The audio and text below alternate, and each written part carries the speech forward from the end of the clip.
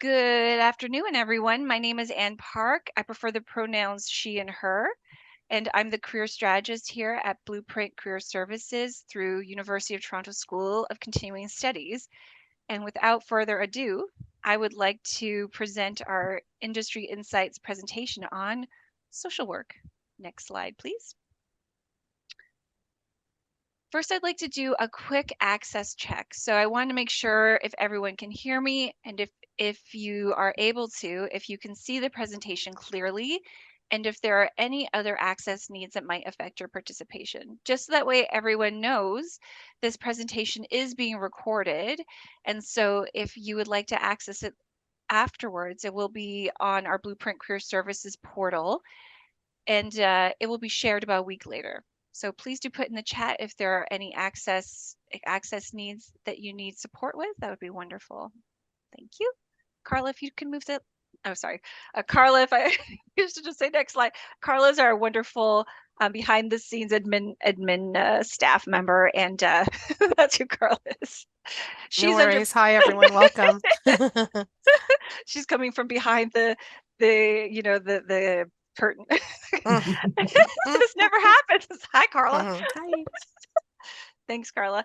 Um, before we dive into things, I'd like to do a very important land acknowledgement. I'd like to acknowledge this land on which the University of Toronto operates. For thousands of years, it's been the traditional land of the Huron-Wendat, the Seneca, and the Mississaugas of the Credit. Today, this meeting place is still the home to many Indigenous people from across Turtle Island, and we're grateful to have the opportunity to work on this land.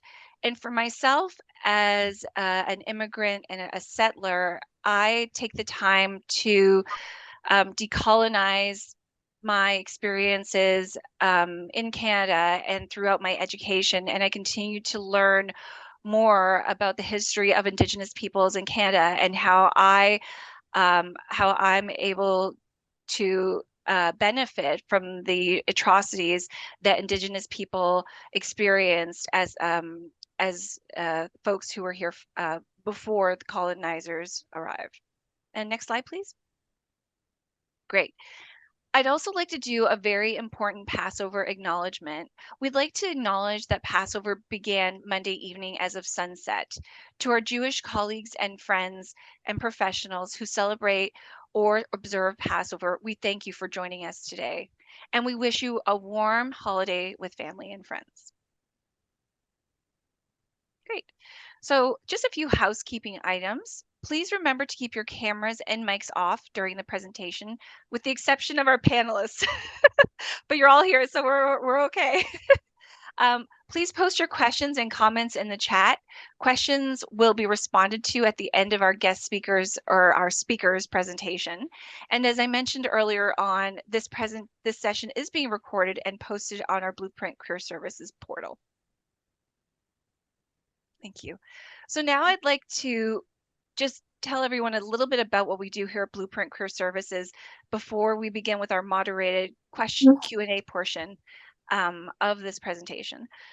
So I facilitate everything here at Blueprint Career Services, and with over 20 years of relevant experience in similar roles, I commonly get asked one particular question. I'm just wondering, what does everyone think is the number one question or the most common question that I get asked as a career practitioners? You can put it in the chat. That'd be great. So yeah, what's the number one question that you think that I get asked? Any guesses? Job opportunity, yeah. Anything else? What do you think I get asked the most? Any other guesses? Stressful. Is it stressful? Yeah. Well, if I could just share, the number one question that I get asked as a professional career practitioner is, can you promise that by working with you, I'll get a job? And my answer to that question is no. No, I can't promise that. But I can promise you, and if you can move to the next slide, please, Carla, since I can say that now, Carla. Next slide. Oh, thank you. I can promise you that by working with me, 90% of the folks that I have supported over the years are successful and do secure employment. And by working with me, I will provide ongoing support to help you to achieve your career goals in any way I can by using my many years of experience, my my expansive network, and my connections to amazing resources in the community. Next slide, please. That's me. So that's what I can do for you. If you can move to the next slide, please. So now I'm just going to speak briefly about our amazing offerings here at Blueprint Career Services. And so just to let everyone know, our services are a combination of fee-based and free of charge services. And for all of our services that have a that are fee-based, OW, and this is for all the social workers out there and folks who are working or with folks receiving OW or ODSP, or if there are any folks receiving ODSP or OW, all of our services can be covered by ODSP or OW on a case-by-case basis. So please do keep that in mind. So first among our offerings are Career Nav, our one-on-one career strategist sessions with me. And those sessions, I provide support to folks who are looking to further their careers. I don't help with resumes and cover letters and job search, but instead I help people to work towards elevating their career and really finding something that is a good match for what they're hoping to achieve in the long term. Next, we have something called Clifton Strengths, which is based on positive psychology principles.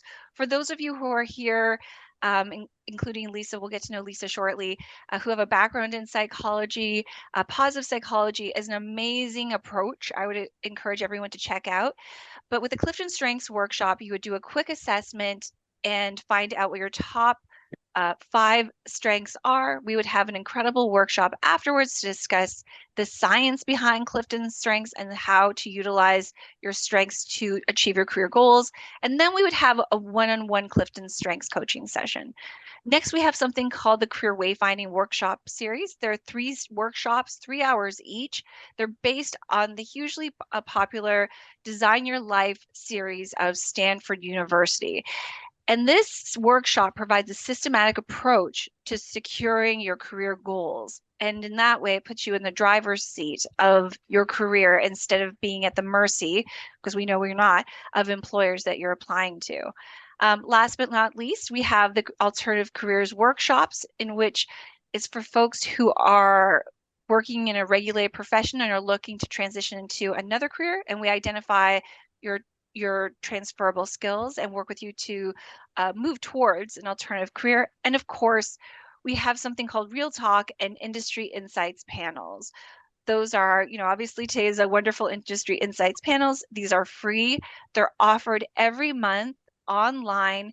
And now that you're part of the Blueprint Career Services portal, you will be notified when we have one of these amazing sessions coming up. If you have further information, please do contact us at scs.blueprint@utoronto.ca, or you can ask questions about what we do at Blueprint Career Services in the chat. Carla, would you mind moving to the next slide, please? Or if you haven't already done so, don't hesitate to reach out to me on LinkedIn. And for those of you who are interested in social work, which all of you are to a certain degree, I think reaching out to me on LinkedIn would be especially beneficial because I have been in this industry for quite some time, and I have the opportunity to work with some amazing professionals, including the professionals that we have here today with us, that I would love to introduce. Carla, if you can move to the next slide, please. Thank you. Okay, with that, I'd love to introduce our amazing panelists. So first, I'd like to introduce Jody Kenny. Jody Kenny began her career in social services at 39 years of age as a social service worker student at Humber College. She graduated from the program in April 2022, at which point she decided to continue her education in the Bachelor of Indigenous Social Work program at Laurentian University. She completed her BSW this month. Yay! And will be moving on to complete her Master's of Social Work shortly. Jody has worked at a number of social services organizations over the past years, including the John Howard Society of Toronto, Toronto Housing and Homeless Supports, Salvation Army, and Native Child and Family Services of Toronto. Jody currently works as a relief residential counselor at Women's Habitat of Etobicoke and as a casual education assistant with the Peel District School Board.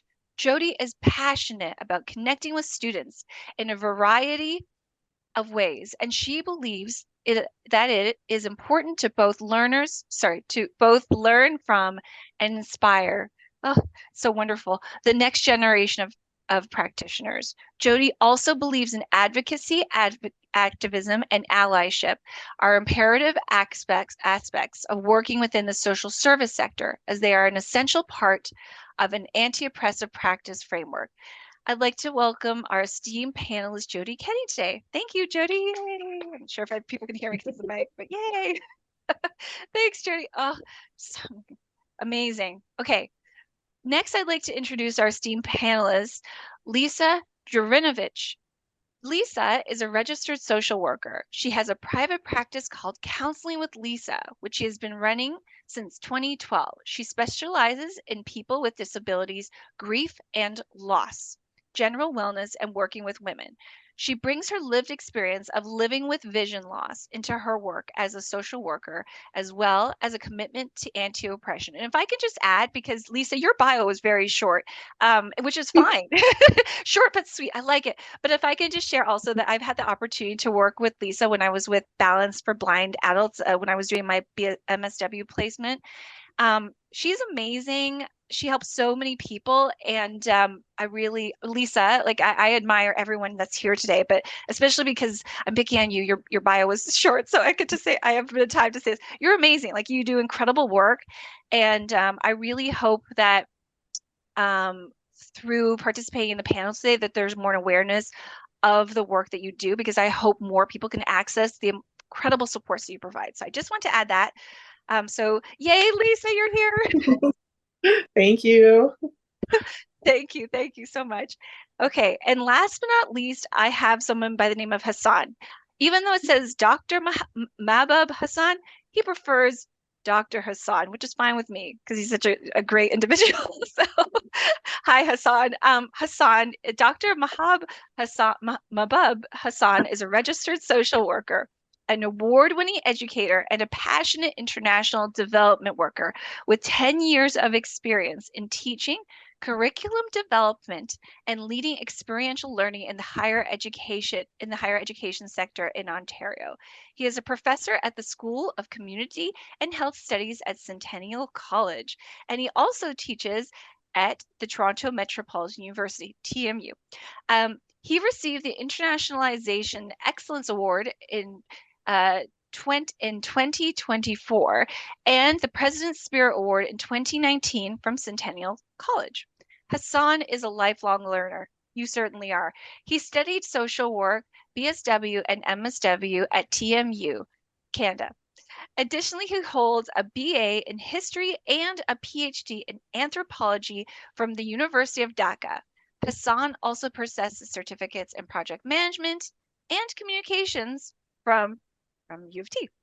With 25 years of experience in community development, social service administration, project management, and fundraising in Canada and Asia, he has worked with the University of Toronto, Action Aid International, and Global Affairs Canada.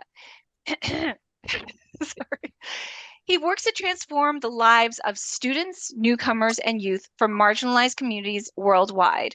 His research interests include anti-racism, affordable housing, livelihoods, community journalism, civil resistance, and social movements. He has published books, articles, and blogs in these fields. And additionally, he hosts Podcasting Social Work, a global platform for learning, sharing, and activism. I recommend everyone check it out. This is incredible. In 2015, Hassan won the International Center on Nonviolent Conflict Fellowship from the USA for developing a curriculum in civil resistance. He served as a member of the board of directors of Regent Park Arts, Daniel Spectrum from 2012 to 2020, and as a community impact advisor for the United Way Canada, the United Way Greater Toronto from 2015 to 2019. As a program advisor for Bangladeshi Canadian Community Services, he supports various programs focused on gender equality, youth leadership, and anti-racism. You can find more information about our friend Dr. Hassan at www.drmahbubhasan.com and connect with him on LinkedIn or Twitter at drmhasan. Thank you, Dr. Hassan. Thank you, Hassan. I'll just call Hassan. Hello, Thank you. everyone. Thank you so much, Liz, and for reading my very lengthy bio. I thought you make it shorter. Oh, sorry. I couldn't help it. It was just so impressive. But everyone here is just so incredible. And if I can also say, I mentioned already had the opportunity to work with Lisa, but I've also had the opportunity to work in different capacities with Jody and Hassan, and they're also incredibly impressive. So we're so lucky to have them here with us today. Thank you. Thank you. Thank you. Thanks, everyone. Okay, without further ado, I'm going to ask a few prepared moderated questions for all of you. So in no particular order, if I decide to choose someone first, please don't take it as a personal preference. I like all of you, I promise. Okay, Jody, because you're right beside me on the screen, and Sure. you arrive first, if it's okay. I'd like to start with you, and I actually think this is kind of like a nice order we have in terms of where people are at. Jody, we'd love to hear, how did you get started in social work? What has been your career trajectory up to this point? And so, Jody, in thinking about this question, I'm also wondering, it's interesting that you decide to transition into the field of social work at a later stage in your career. So I'd love to hear about this and what made you decide to go into this field in the first place, and what has it looked like for you up to this point, Jody? Awesome. Yeah. So, thanks for having me. And as Anne had mentioned in my bio, I started in the realm of social work when I was 39 years old. So this was sort of like a second career for me, if you will. I have a 19-year-old son, who has both a learning disability and ADHD. And I've been a strong advocate for him, through the education system for, his entire school career, including now in post-secondary school, where where I continue to be an advocate and help him sort of navigate through the system, through accessibility services and whatnot. So he's one of the main reasons that I decided to get into social work. When I was when I was 38, I was working in the private sector, at a really large pizza company. I won't name the name of the pizza company, but it's a very well-known pizza company here in Toronto, Canada, Ontario. And I had taken a mental health leave of absence for a couple of months, because I was going through a couple of things through anxiety and depression. And during that time, I did a lot of self-reflection. And I realized that in order for me to be better mentally, I needed to do something that I loved. So I did a lot of soul searching, and I had some conversations with a couple of my friends. And I realized that like helping other people was something that I really was good at and that I really enjoyed doing. So from there, I did some research, and I ended up applying to Humber College for their social service worker program.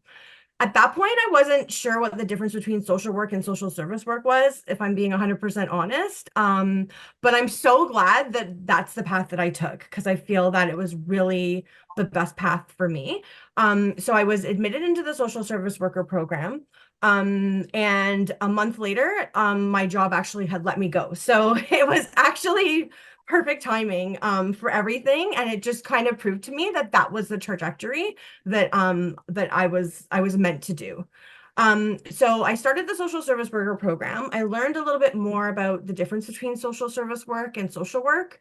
And I realized that I wanted to continue through my social work journey. And I also realized that helping people in the social services is not what most of us think it is when we first come in.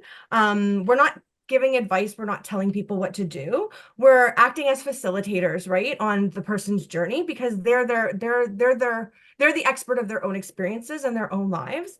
We're merely here to facilitate change in ways that they feel is best for them, right? And we can help them along that journey, but it's not up to us to change people. So I did the social service worker program at Humber. I loved it. And then I applied to the Indigenous social work program at Laurentian University. So I'm just currently finishing up my degree there. I think the Indigenous social work program was fantastic. It's really helped me understand in social work from an Indigenous lens, and also just really helped me with my strengthen my anti-oppressive and anti-racist frameworks working in social work, which I feel that I'm a much stronger practitioner now than I was 4 years ago. And being a mature student, I also have a lot of lived experience that I bring with me. So everything just sort of, I feel like sometimes I say, I wish I had started this journey earlier. And most people answer me, well, that wasn't what you were meant to do, because you were meant to be here now. Because you needed all that experience to get you where you are now, right? So I'm just finishing up my BSW, and I'm going to be starting my MSW in September. And I'm hoping to become to eventually have my own private practice, and also work in a teaching capacity.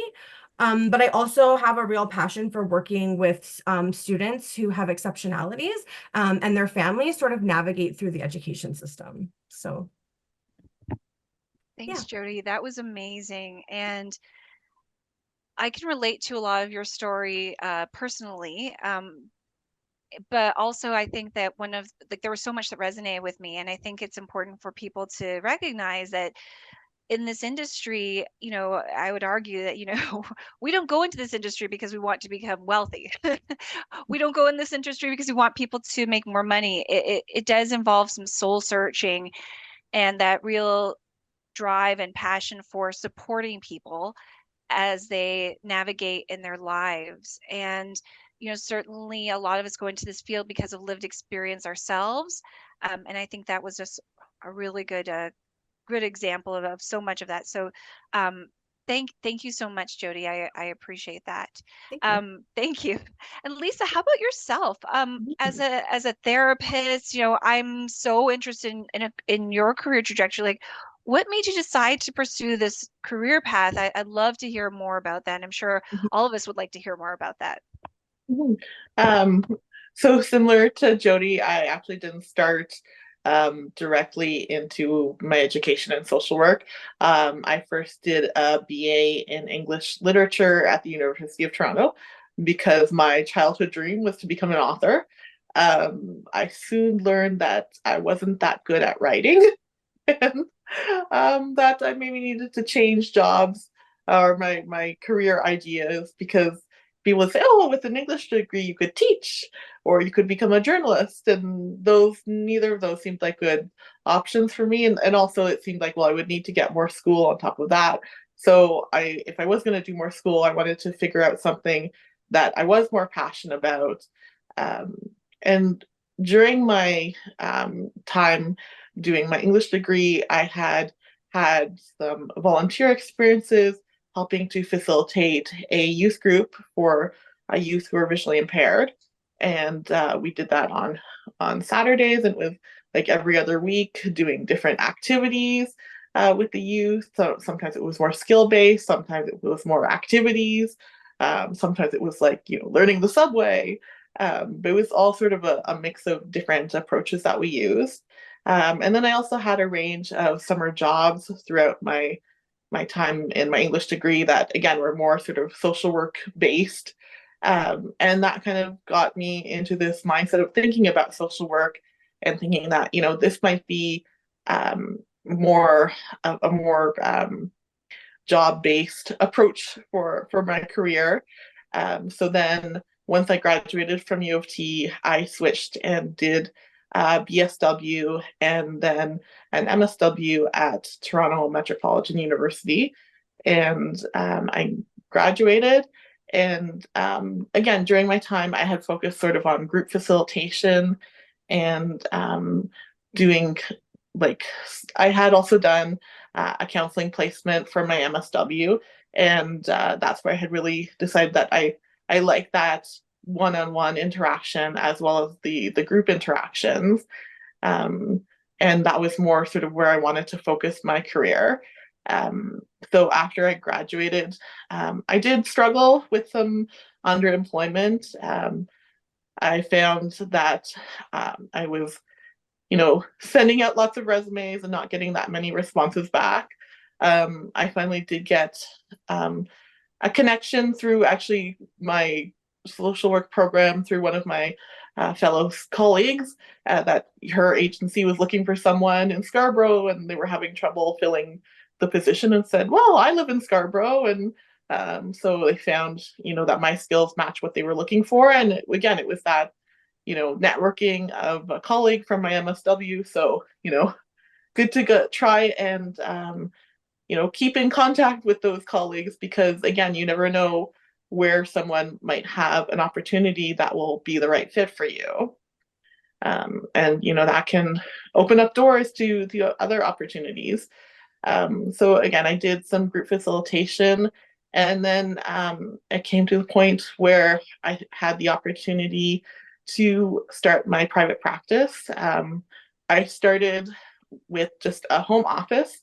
I'm actually coming to you from my home office, but I used this in the beginning because it was a less risky way to start my private practice. And this was before the pandemic. So when I first started in 2012, people wanted to have their sessions in person, face to face. And so it really did kind of, require having a space where you could hold sessions. And so that's how I started. And then I built slowly over the years. I did kind of lots of sort of things that were connected to my practice, but maybe not quite so much. I did, workshops and presentations. I taught yoga for a little bit. And then I also continued with my group facilitation. And one of them was where I met Anne at Balance for Blind Adults. And I continue to facilitate a support group there for people with vision loss. And so my practice, grew over the years, but, it still started out very small, but, growing year by year. And then I finally did get connected with a connection. It's called the Healing Collective, and it's a collection of other social workers and psychotherapists and other healing professions that we have a space at Woodbine and Danforth, but also people connect and they have virtual therapists who also work through there. So that was a way to get connected to a community, because one of the things with private practice is that it can be very isolating, and it's sort of needing to have that connection, because just even sometimes you can have a tough session, or a client that you aren't sure what direction to go with in your approach. And so having those colleagues that you're able to ask questions of, and find out what their practice is and what approaches they use, can be really helpful in breaking through the isolation of private practice. Thank you so much, Lisa. That was amazing. I picked up so much from that. And if I'm just going to highlight some of my favorite my favorite shares with everyone. So I think it's really important, the piece that you mentioned about networking. So I think that four of us can attest the fact that there are lots of jobs in social work and social services, but it's a matter of finding the right job. And in particular, I would argue, I mean, perhaps other folks out there would feel differently with regards to counseling jobs, like working as a therapist. Those jobs, they're a little bit trickier to secure, and starting up your private practice is more challenging. And so Lisa was able to really jumpstart her career after she graduated by connecting with the right folks in her network and maintaining those relationships with her classmates. So I encourage all of you who are in school or who have recently graduated to maintain those relationships with your classmates. It's funny because I was joking with my panelists. It's a little harder with the social work type people. Like some industries are totally hooked up on LinkedIn and have a really, nice profile picture and have like 500 plus connections, but most of us don't. It's kind of not our thing. I don't mean to be biased, but I am in this industry too, so I know a thing or two. So it might be a little bit challenging, but do whatever you can to nurture those relationships because that will really help you to get to where you need to go. And also, I think it also is good to be aware, like Lisa said, that in this industry you're working, you can, sometimes you're working in an opportunity where there are lots of other folks to run ideas past, but then as a therapist, it can be quite isolating. But you should, make your own community. Folks are out there.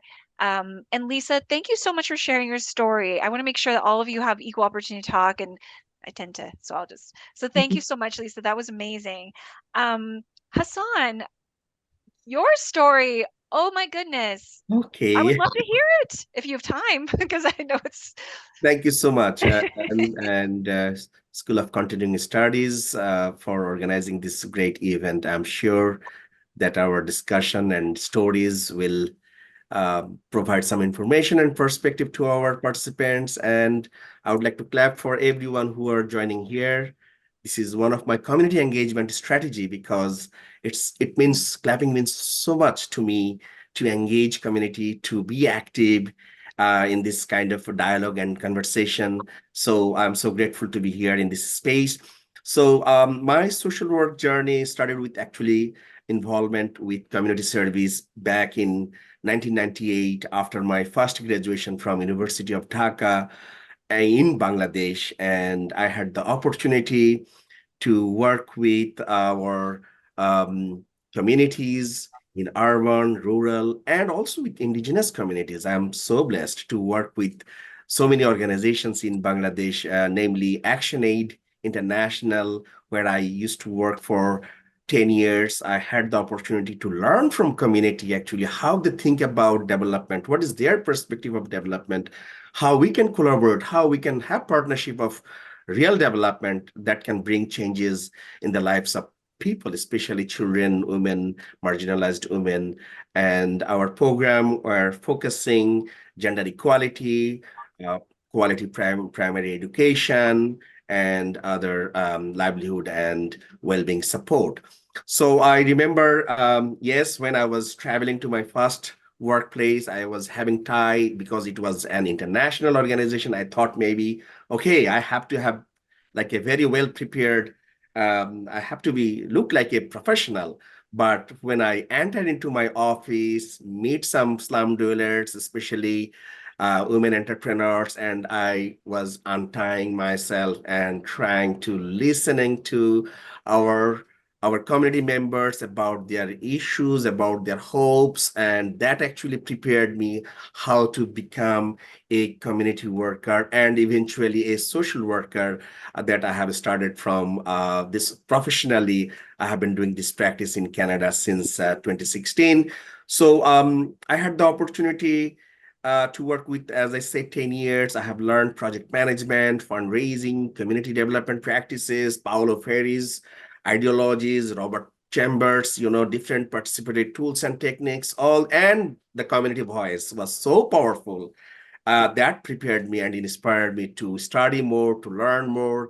At the same time, I was doing my PhD and I was working with community very closely for my PhD because it was an anthropological research and ethnographic research.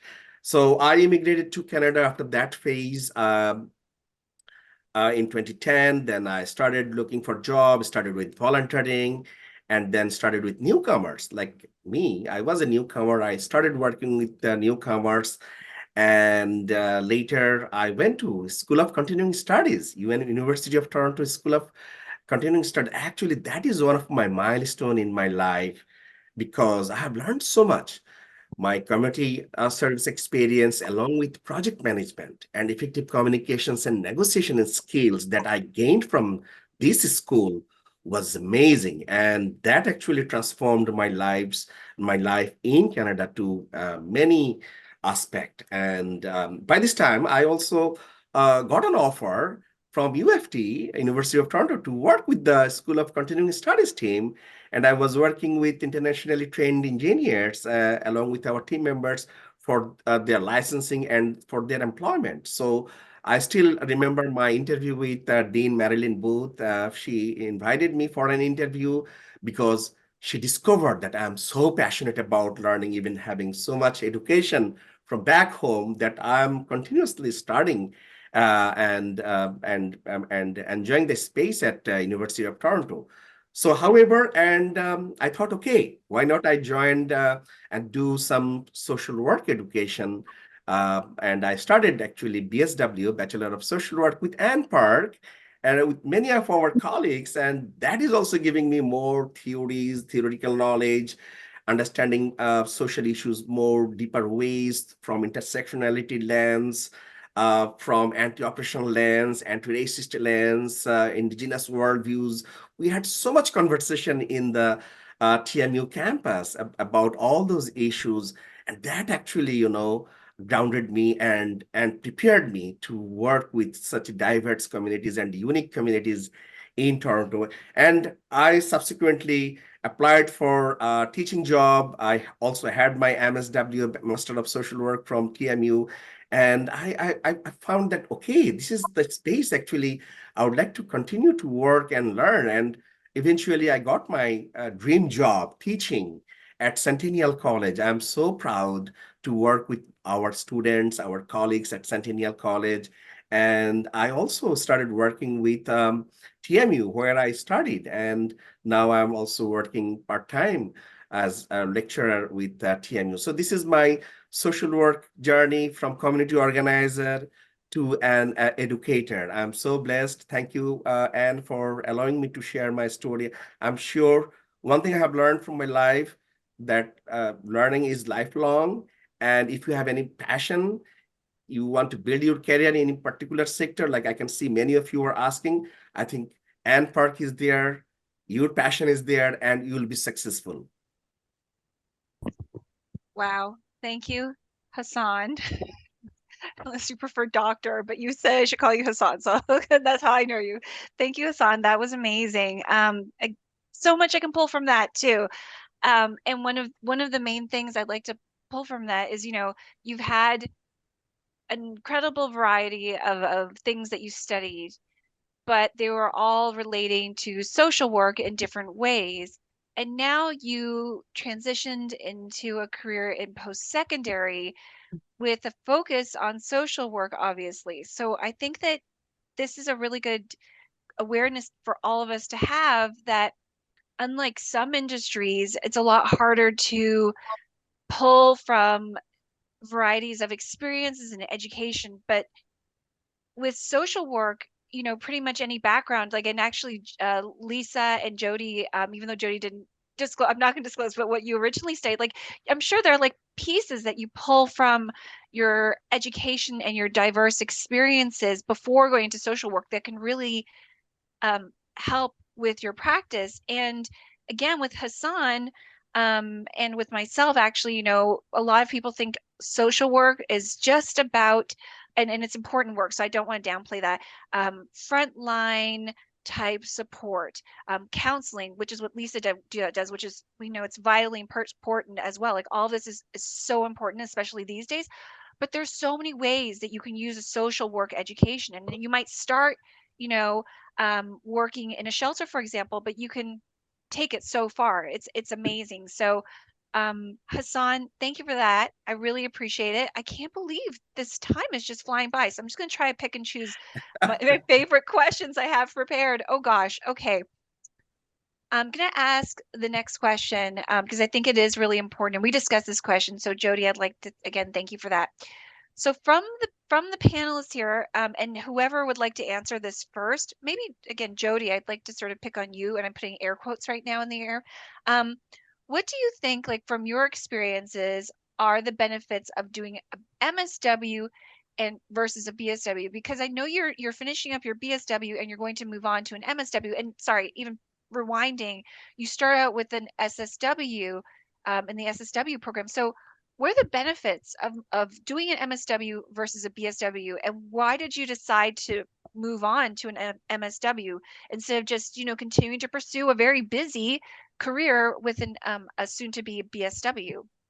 Yeah, sure. Okay, so I just like to start off by saying whether you have whether you have your diploma in social service worker or your bachelor of social work, or you move on to do an MSW, or you currently have an MSW, I think that making the decision for education is it really has to align with the goals that you have set out for what you want to do.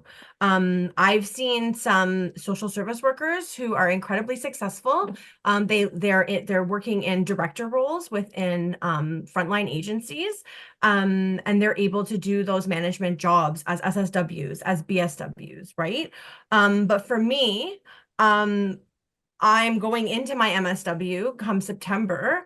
And for me, it just aligns with my trajectory of where I want to be. I want to be a teacher. I want to work in higher education because that's really important to me. And so having an MSW is part of that journey to being certified in the right way, right?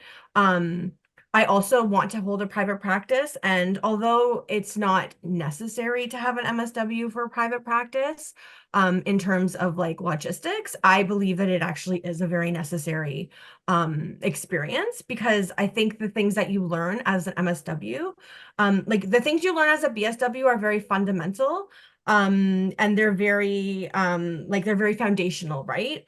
So to help people in a one-on-one in a one-on-one sort of situation, or I think to do that type of counseling, I think it really does require that higher degree or higher lens of social work.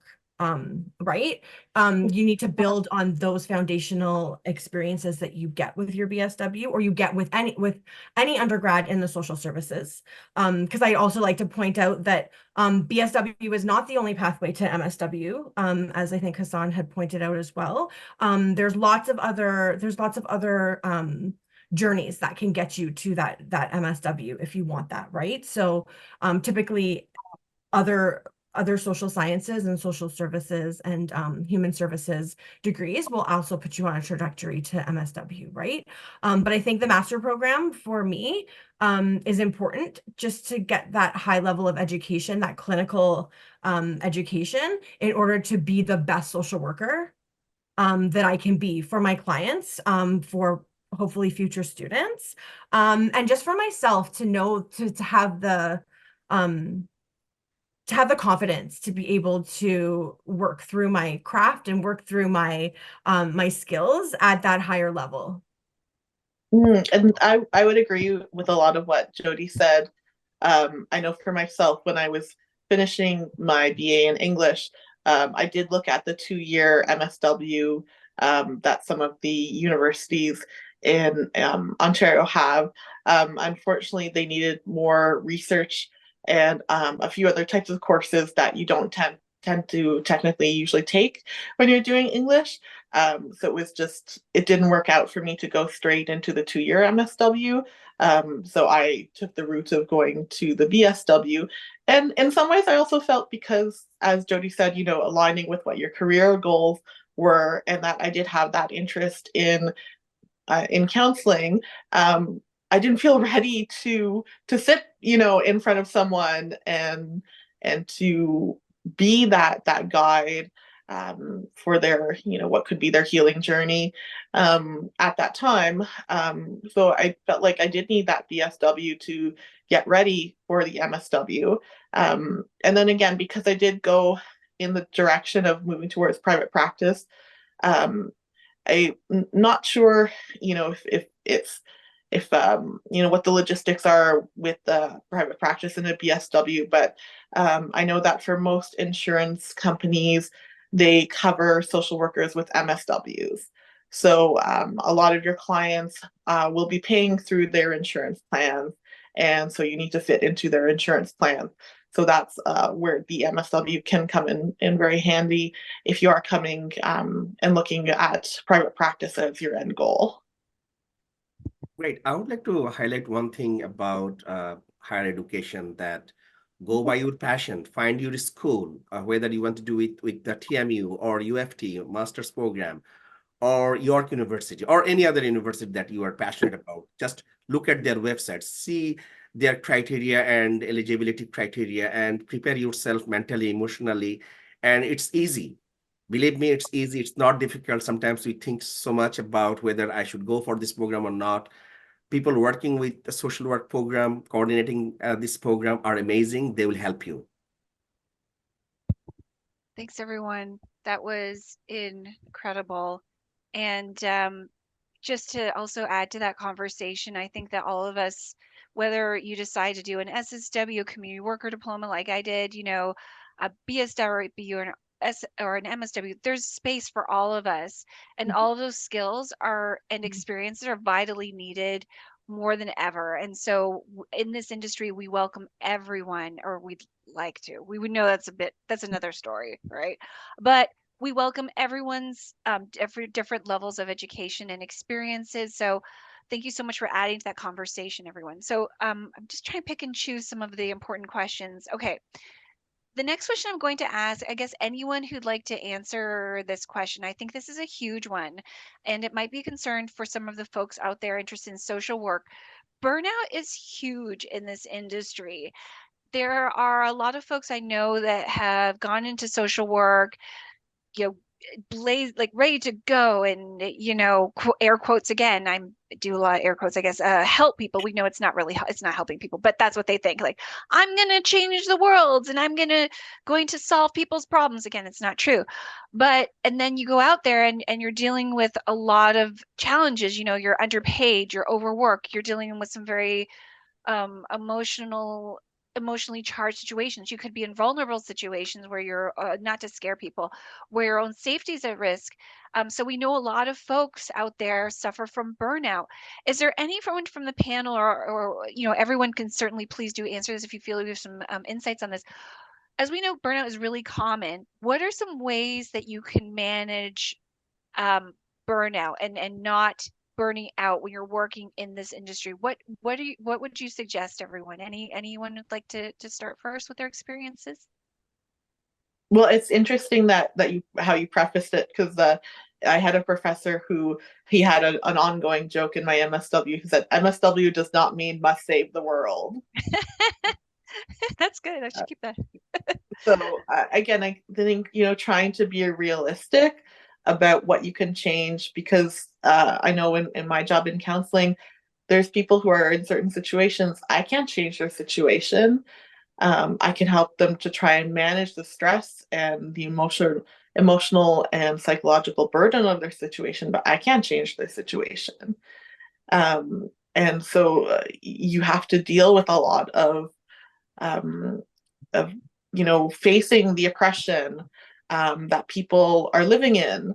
And so, to carry that heavy burden. And then, if you do have people who have lots of trauma histories, you could be carrying those histories as well with you. So you definitely have to have strategies to be able to kind of have those, containments, and way to sort of like do your own self-care. And we talk a lot about with our clients about their self-care, but our own self-care is just an appointment as important. I would say go into counseling yourself, because definitely if you have any baggage or things that you haven't healed in your own history, they will come up. and it's hard enough when you're dealing with someone else's issues, when all of a sudden you're stuck in your own issues. So definitely, go do your own work. Having a supervisor or having a peer supervision group or colleagues, that's also a really great way. Because again, all the times you're working with people and you're like, oh, am I doing the right thing? Is this the right approach? So to have that place to go and be like, yes, that is a good idea, or like you are on the right course. It's really, really helpful to create that kind of like professional self-esteem sort of piece. And then again, just all doing all the same sort of self-care stuff that we talk about with our clients, getting regular exercise, doing something outside of work, and just connecting with friends and socializing, and just doing all of those good things too. Thanks, I also Lisa. would like to highlight with Lisa that advocating within your organization, talk to your supervisor, your peers about your workload and how it can be addressed if it is over. And also learning new skills, how to plan and deliver your task efficiently within short time, so you can have some time for your own self-care. And self-care is one of the areas where we studied, and I think you remember that in our BSW program, there is a lot of discussion about self-care. So this is so important for social workers that we also take care about ourselves. Mhm. Yeah, I agree with like a lot of what Lisa and Hassan said, for sure. I'd just like to add a little bit. I just want to really remind people that self-care is not just bubble baths and pedicures. Yep. Yeah. It's Yeah. not just watching your favorite movie or show, though these can be a part of your self-care plan. It's really thinking about self-care from a more holistic perspective, right? And self-care should combine your physical, your mental, your spiritual, your emotional self. So finding activities, finding people that you can connect with on those levels, I think is really important.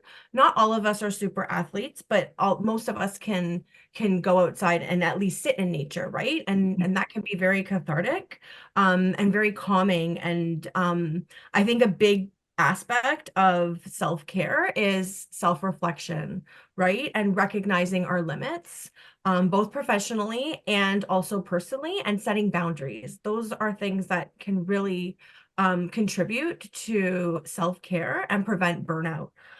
So not taking your work home with you, leaving your work at home and having your personal life and your professional life separate, right? Community care is self-care. So surrounding yourself with your community, even like helping with things like community initiatives and things like that, right? Things, although that some people might not be able to do that and might feel that that's more part of their work. I feel when you choose to do different sort of community oriented versus it being a part of your job description, it changes, it kind of changes like how you view that work, right? So I feel like for me, I do a lot of community work, and a lot of activism and things like that. And that helps me with my self-care because it's different than my professional Mhm. things, my professional sort of responsibilities, right? Thank you. That was amazing, everyone. It looks like we're almost out of time for the moderated question portion. So I'm just going to ask one last question before we move on to the chat. If I could get some final advice. So imagine that folks are interested in in becoming social workers. What are some things that you feel, I'd like everyone to answer this question. What are some important things that people who are considering going into the social work industry should know? Lisa, would you mind please sharing what do you what do you want people to know who are considering going into the social work industry, which they need to know? I would like to start with this. Sure. That, Yeah, go ahead. Gives me time to think. yeah, Sorry, Lisa. just a few seconds. And I would like to congratulate everyone here that you are passionate about social work, and I'm sure you will be successful in this field. And social work is such a huge field. And whether you are interested to work with nonprofit, charities, government, hospital settings, health sectors, everywhere there is need for social workers. So social work is a huge field. And if you plan to have your degrees in social work, that would be, of course, very viable and great asset for you. And while you are starting, you will see that whether you want to develop your passion in policy or in frontline work or in clinical work, you will find your interest. And accordingly, you need to actually build your knowledge and career. And I'm sure you'll be also attending other trainings like School of Continuing Studies, a lot of training, other training service providers. They are also providing training. So it's not just that you are going to have SSW or BSW or MSW. Social work practice is something ongoing. It's a continuous learning process, and the field is so vast. And also, I would like to highlight on international social work practice. So if you have, especially, I would say, if you are having a BSW or MSW, you are and have some experience, volunteer or practical experience, you can apply for international job, which is very rewarding, and you can help people who are really marginalized and experiencing poverty, injustice, and it will be actually open the door. So I would like to say that yes, social work is such a huge field, and I would like to congratulate you and welcome you in this field. Thanks, Hassan. Either Jody or Lisa, I don't want to put anyone on the spot. Who would like to answer this first? I can go next.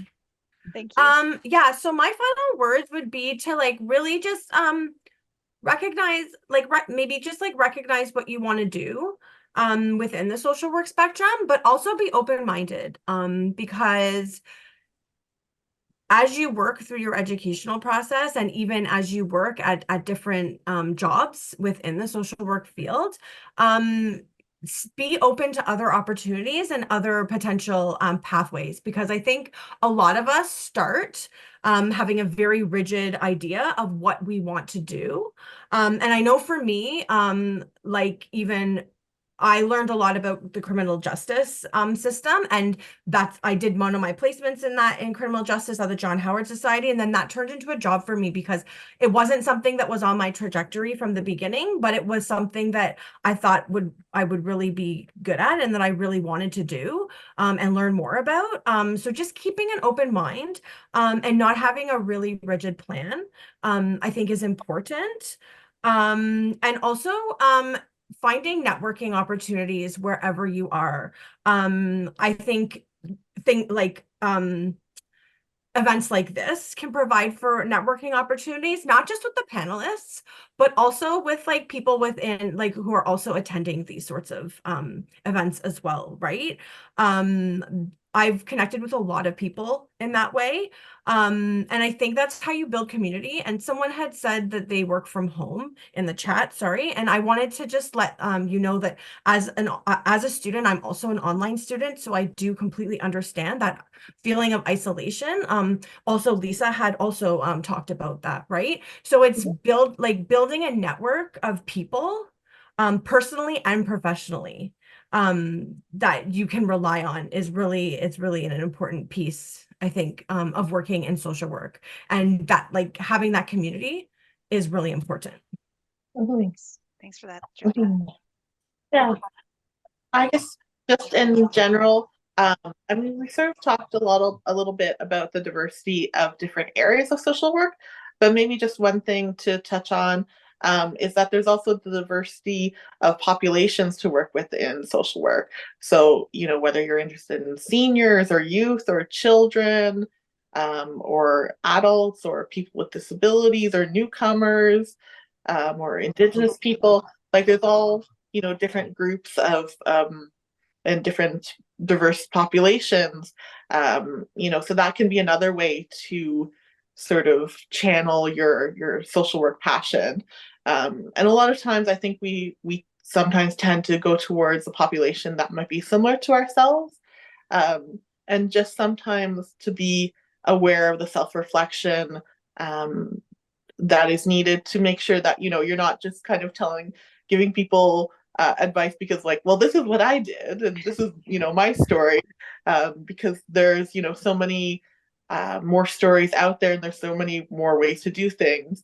So just, you know, just maybe a small piece of precaution that, you know, I sometimes find myself falling into sometimes, because it is easiest to give, you know, people information based on our stories, but then it's also to invite them to explore their own stories. And I think this is one way that my English degree combined with my social work degree is that I still have this interest and passion in learning people's stories and hearing just all the interesting diversity that comes up from everybody's own individual story.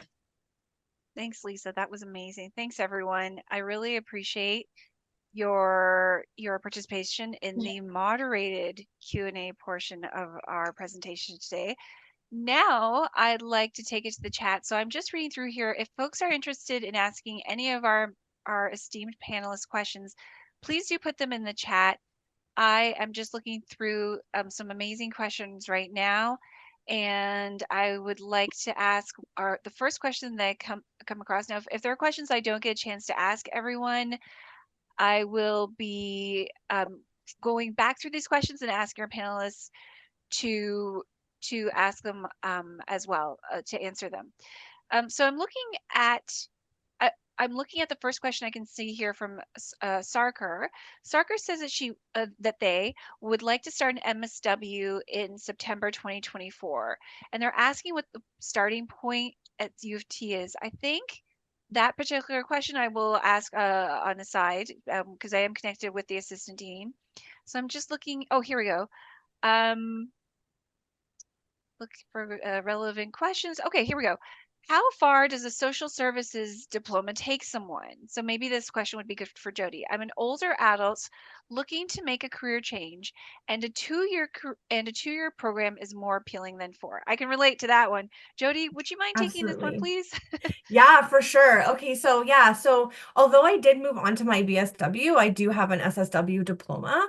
I know a lot of people who are social service workers who are actually extremely extremely successful in their roles. And I kind of touched on it a little bit earlier, but I really think what matters is sort of what your goals are, right?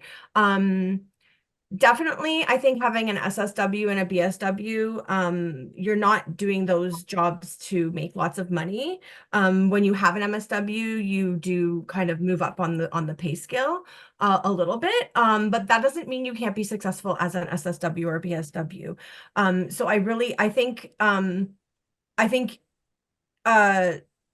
sorry.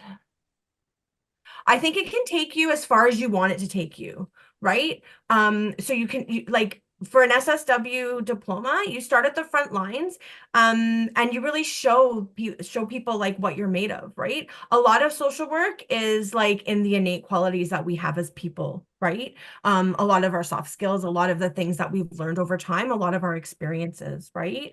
So I think, as I kind of mentioned before, I know social service workers who move on to become directors of frontline services, right? I know a lot of, when I was working at John Howard Society, the majority of my directors and my supervisors were all SSWs.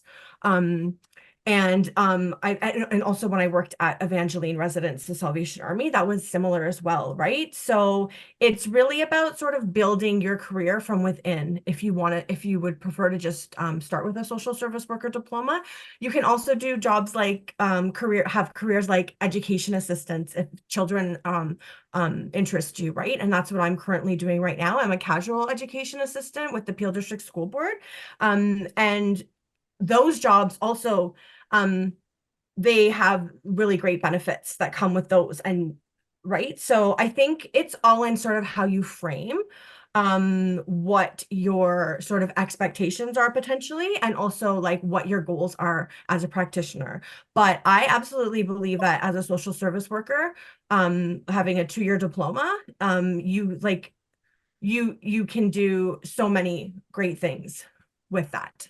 Yeah, absolutely. Thanks, Jody. Yes, Hassan? Just to add with Jody that yes, you have huge opportunities to work in frontline, even at the senior level.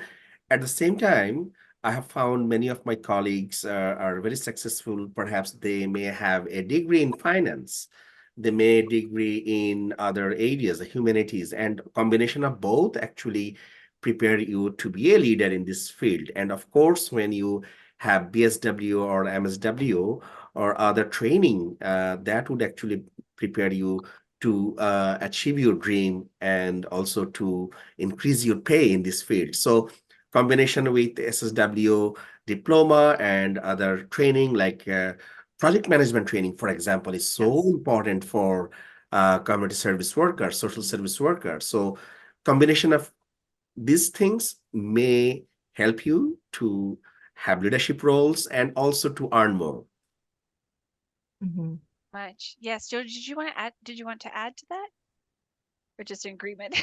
Me? Oh yeah, no, exactly. Yeah. I know, like much like Hassan has said, like I know other people who have other backgrounds, right, in education. So yeah, I 100% agree that if you already have degrees or diplomas from previous education, combining that with a social service worker diploma can get you in really high places and doing really great things. Yeah, for sure. Sometimes you just have to also just think outside the box a little bit. So Yes, absolutely. I agree with you. And also I was thinking about regulated jobs within the within the industry. Like for example, someone like Lisa, and I think that she mentioned this before that I agree with both of you. There's so much that you can do depending on what you have. And I too know directors who have SSWs and 2-year college diploma in the social service sector, and they do great. But if you want to be, and Jody, you did mention this as well too, like depending on what you'd like to do, like if you'd like to be a therapist, like Lisa, you do need to have an MSW, and there are certain other jobs within this industry where you do need the education. But really, yeah, you can do some incredible things with a 2-year diploma. And if I can just add one more thing as well, and I think this was mentioned too, is that if you decide to, go that track and take a 2-year diploma in the social service sector, and you decide down the road, I'd like to do as BSW. Well, just like with Hassan and I, what we did was we did the advanced standing program at TMU, so that because we had a relevant education, um, we were able to forego the 2 years and 2 of the years. So jump into third and fourth year. We did one class, a bridging class, and that was it. I think if you go in with a college diploma, you need to do an additional class, but just one summer class, and it was great. And you can do it part-time. So we had classmates who did it full-time and were able to complete it within 2 years, but we also had classmates such as myself, and I think Hassan too, that we were, working professionals, and so we were able to do that part-time. So um, that was very helpful. So there are so many ways you can do it, so many ways. So I'm doing my Bachelor of Indigenous Social Work. I'm just finishing it, and I finished. I was able to complete it in 2 years. It's an online program through Laurentian University, and they're really liberal with giving transfer credits, which was fantastic. So yeah, so I was able to complete it in 2 years, right? But yeah, there's so many options to continue your education, I think. Having that fundamental SSW and then working for a bit and then kind of recognizing where you want to go is also like really something that like both of you have done, right? So And also, so far I understand in Ontario, money is not a problem. If you are a newcomer, look for other bursaries, other opportunities. OSAP is there, grant is there. So usually money is not a problem, but yes, there may be some loans, but of course, to achieve something, you may have some loans for better cause and you can repay it gradually. thank you so much, Hassan. These were very helpful responses. Thank you so much. The next question I'd actually like to ask Lisa, it's from the chat. What is a learning skill framework that you've learned from your social work studies or experience that has been extremely useful to you to support others from your own personal wellness? So again, what is a learning skill framework that you've learned from your social work studies or experience that for you has been very extremely helpful for you to support others or in your own personal wellness? I'd love to hear from you, Lisa. Sure. What came to me right away was the practice of mindfulness or meditation. And so there's meditation, which is, the act of actually meditating, but then there's also a theory behind it, which goes into mindfulness, or that idea of being present, in the moment, and that the ability to be present, it actually does become a skill, and it's helpful for so many different things, because a lot of times there can be with mental health, anxiety. A lot of times people are really focused on the future. Sometimes with depression, people are really focused on the past.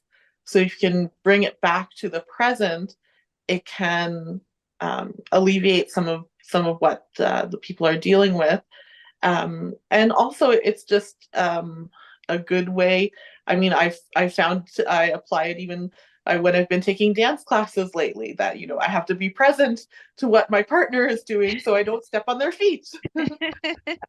So I find that it works with multiple issues and across multiple populations. Great, thank you. Those are some really good tips. Just as a reminder to everyone, if you have any questions, please do put them in the chat. We welcome all questions, but because I don't really see anything at this point, I have some other questions that I would like to ask our amazing panelists. So we're mentioning essential, I think we were talking about transferable skills and soft skills, like how important that is, those are in this industry. And so I'm just wondering if anyone would like to answer this question.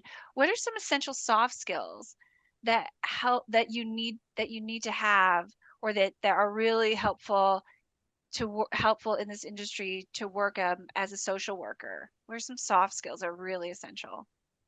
Anyone would like to answer this, please? I would say listening.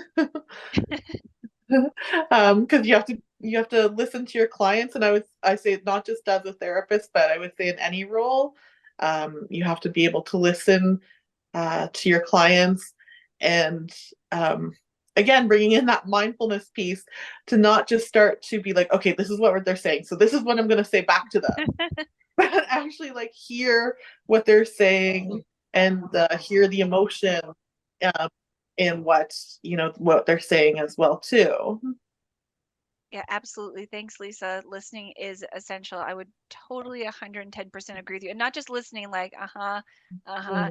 Yeah, yeah, yeah. I know exactly what you need to do. No, no, no, no, no, no. It's more like you said, like sitting in the moment and actively listening to them instead of thinking what you're going to say next. And for someone like you, Lisa, with so much practice, and our other panelists too, it's probably something that comes very well. I'm sure it still works, but it probably comes easier to you all than most, but it just takes practice. And again, being present, sitting in the moment. But thanks for that. Jody or Hassan, what are some essential soft skills in addition to listening that are really helpful in this industry? I think, Yeah. oh, sorry, go ahead, You go Jody. ahead, Hassan. You go first. Thank you so much, Lisa. Active listening, absolutely. This is the beginning. At the same time, empathy, understanding people, their challenges, their barriers, feel it, and have joint planning and intervention on that. It's so important to have this collaboration, starting with the empathy. Empathy is so important in this regard. Interpersonal skills are very important, that you are accessible, you are respectful, you are not judgmental, and you respect their opinion. So that actually, social work is a very collaborative profession. So that allows us to work and collaborate with our colleagues. Resiliency. We are going through a lot of challenges. Like recently, we had COVID, and we are in the post-COVID era. We have homelessness is a huge crisis in our city, opioid crisis. So working with this kind of issues is not easy. You have to be resilient, and you also work with community to make them resilient. So these are the few key things. I'm sure Jody would add a few more along with me and Lisa. Yeah, so all of the things that Lisa and Hassan have mentioned for sure, I had written down on my notes. I think being a really critical thinker is also important. And being very like strengths-based and motivational and empowering. Those are things that are really important as well. I think that you gain from other opportunities that you may have, or life experiences. And honesty. I think honesty is really important as well. Clients don't want you, sometimes they want you to tell you what they want to hear, but and I think it's like, I think tactful honesty, right? And that's what it kind of rolls into that critical thinking piece as well, I think, and that empathy piece as well, right? Being honest with clients, but you don't need to be brutally honest to the point where you're making them feel bad. And you don't need to sugarcoat things either, right? Recognizing the ways in which honesty plays a role.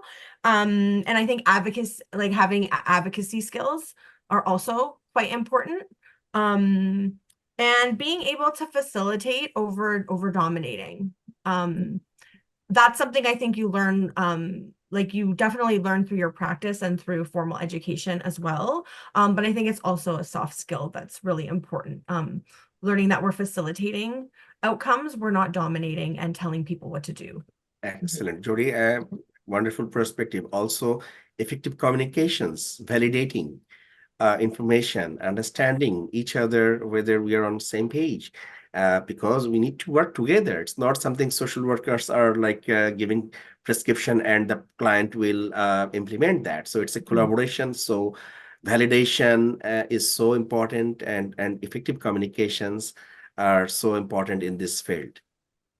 Thanks for that, everyone. Those were amazing. Again, you're like hitting a nerve. It's so nice to be around other social workers. I'm isolated. It's great. I have a community with people like you. If I could just add one thing, being self-reflexive. That's also a very important skill. Hassan, I don't know if you ever had Dr. Natisha Massaquoi. She now works at U of T. A little plug for her. She's Yes. incredible. Oh my God. Anyway, I remember she wrote a particular article about this, and you know, this is something I'm always working on. I don't know about the three of you, but every day, I mean, well, if I'm always aware of this, is that sitting in those moments of discomfort where you're being part of the oppression of equity deserving groups, whether it's through your language, through your own biases, sitting in those moments of discomfort and using them as learning opportunities, because whether you're someone like Hassan with like a ton of years of experience, or you're just starting out in this industry, that's an ongoing practice, because and I think Lisa was mentioning, you can work with so many diverse communities, and there's going to be these moments where you're part of the problem, and but you can be part of the solution, again, by sitting in those moments of discomfort and questioning them, like, where does this come from? How does this oppression of particular, equity deserving groups like benefit me in my place of privilege, and challenging them so that way next time hopefully won't happen again. But this is an ongoing thing. But I just want to add that um, that's just my opinion, obviously. Absolutely. Absolutely. 100%. Yeah. Excellent. Thanks. Excellent. I appreciate that. I Thanks, would like guys. to also add with you, and that understanding our local context, global context, the challenges, poverty, inequalities in Canada, outside Canada, and how we can update ourselves on this. I personally watch CBC News and stories. I read Toronto Star and their stories, and other media that is actually focusing on social justice stories. These are very important to actually enhance our knowledge on different social issues, because social work practice is based on addressing social issues, and how we can support our participants, our service user, to overcome those barriers and challenges, and address social issues through our intervention, policy development, and collaboration and partnership. Yeah, absolutely. It's so important. And things are always changing. So definitely being interested in current things. Jody, did you want to add? Yeah, I think also just like kind of like listening to what you guys have sort of said, also just acknowledging I think like the roots of social work, Yeah, and good one. how harmful the roots of social work Yep. were, and still are in many ways today, right? And recognizing how that affects different groups of people, and how they view social work, and how they might view you as a social worker, and recognizing that we need to, like, although we're working towards changing the way social work is viewed, I think, and by many people, and the way that we do practice, I think we do still have to recognize that the roots of social work are come from a very harmful place of privilege, and that there are lots of groups of people and individuals who still are very apprehensive about social work, right? And working on how we can respond to that, right? In a very thoughtful and critical way. I think that's really important. And recognizing the importance of kind of to Hassan's point, I think the importance of sort of global social work and like and global issues and activism. It's very closely tied, I think, to more more contemporary ways, or it should be, right, of social work practice. So kind of weaving that into your practice as well. And like you said, recognizing our biases and intersectionalities. And that's part of that self-reflection piece, I think, as well. Yeah. Thank you so much, everyone. I would love to continue talking about this particular question. That is a great question from the chat. We have another question. We have 5 minutes left, so just to make sure that we have time for this. Jessica asks, for community work, there are many I think it's probably meant to be many frameworks that come to mind that are helpful for community programming to work in training. Let's see here. In training and wellness. So we would love to learn from social work learnings. Okay. I think I'll get to that question a little bit later. But this is another one from my friend Jeffrey. I know Jeffrey. Hi, Jeffrey. Have any of the 4 of you, I appreciate you including me, Jeffrey, but I want to make sure our panelists also get ample time to talk. I feel like I've already done so much talking. Okay. Have any of the 3 of you gotten jobs in this field because you were one of the applicants who were able to drive? Oh, okay. So driving. Oh my gosh. At first I was like, what? Well, So that does driver's come up. license. This is a good one because I know, like, even from my experience, I've seen postings and they want a driver's license. So is this something, Jeffrey, if I can just, okay, is this something that you feel like is essential? Like, and have any of you gotten jobs because you happen to have a driver's license? If any of you have a driver's license, because it is a huge thing. Like, what are our thoughts on this? Because yeah. I mean, for me, it's a barrier because I can't drive, and until they come up with some fancy self-driving cars, it's not going to happen. And so, yes, a lot of the applications that I was applying for would ask for a driver's license, and some jobs you could see it made sense because they were doing lots of home visits and going, wanting to have multiple visits throughout the day. But other times, it really didn't make sense. So it was a barrier to employment for me.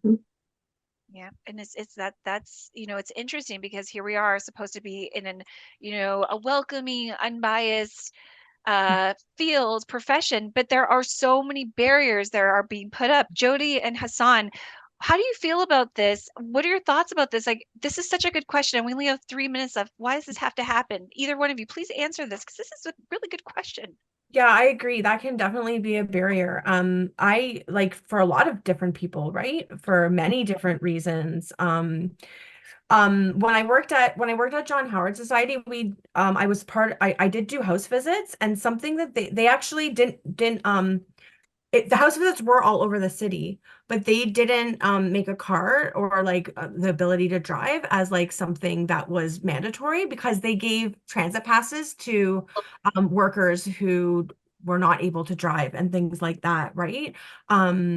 So I think changing that trajectory is really important because it creates a lot of barriers and inequalities and inequity and oppressive spaces when they're like, surely there's alternatives, right? Like there has to be alternatives. Like it can't be that like you can do this job, like we 100% believe that you can do this job, but sorry, you don't drive, right? Like, I mean, it can be and it happens, but it shouldn't happen, right? Yeah, absolutely. I agree. Hassan, do you have any input on this particular topic? Social work, of course, if we have this skill, that's great, but it should not be mandatory.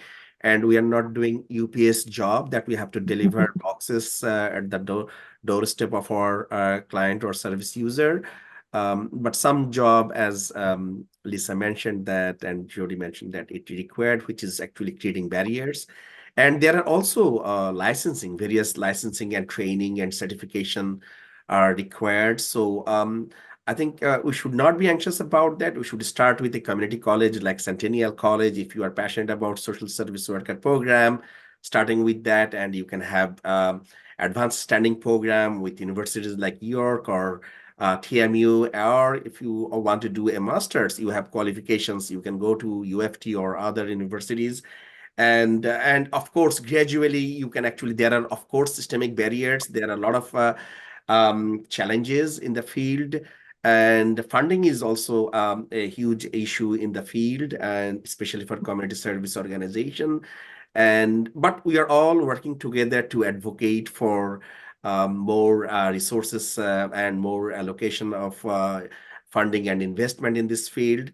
And I'm sure, I'm very optimistic that if you start in this field, you will achieve gradually, and you'll find your passion, and you'll gradually gain those skills and knowledge, and you'll be successful in that. On. And with that, it's already 1:30. First of all, I'd like to address that there were some incredible questions that were asked in the chat that I wish that we could get to. So don't fret. I did air quotes again. I will be making sure our incredible panelists respond to that. You have no choice, everyone. I'm kidding. I'm kidding. It's all optional. Worst case scenario, because I know all of you are so busy, I can answer them, but obviously it's not my top choice. So with that, oh my goodness. Okay, so if any of the three of you would like to share your contacts, please do so in the chat, or if you feel comfortable, let our incredible participants know that they can reach out to you on LinkedIn or email you, because like Jody said, this is a great opportunity to network and take advantage of the fact that everyone is here and we're all from very diverse areas of social work. And so thank you, everyone. Thank you, panelists. Thank you, guests. I wish this would never end. I wish I could have a social work industry insights panel every month, but I have to be unbiased and invite other industries that are also very important. So thank you, everyone. Thank you, Hassan, Lisa, Jody. Thank you, panelists. Thank you, Carla.